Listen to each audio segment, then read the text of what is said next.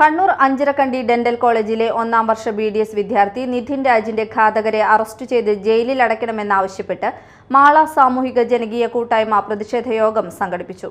Advocate CK Radhakrishnan പ്രതിഷേധ യോഗം ഉദ്ഘാടനം ചെയ്തു. നേരത്തെ പറഞ്ഞു വീണ്ടും പറയുന്നു, നിധിൻ രാജ് ഒരു ആപ്പ് ലോൺ എടുത്തു. ആപ്പ് ലോൺ എടുത്തപ്പോൾ ലോൺ മുടങ്ങി. അമ്മയുടെ ചികിത്സയ്ക്ക് വേണ്ടി എടുത്തതാണ്.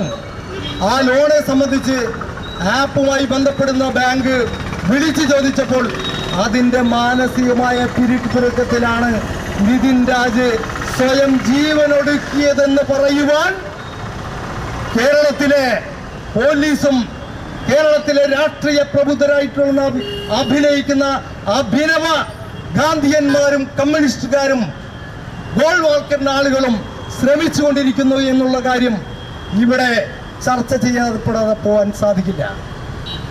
നിധിൻ രാജിനെ ജാതീയമായി അധിക്ഷേപിക്കുകയും ആത്മഹത്യക്ക് പ്രേരിപ്പിക്കുകയും ചെയ്ത ഡോക്ടർ റാം, ഡോക്ടർ സംഗീത നമ്പ്യാർ എന്നീ അധ്യാപകരെ സർവീസിൽ നിന്ന് പിരിച്ചുവിട്ട് കൊലക്കുറ്റത്തിന് കേസെടുക്കണമെന്ന് കൂട്ടായ്മ സർക്കാരിനോട് ആവശ്യപ്പെട്ടു.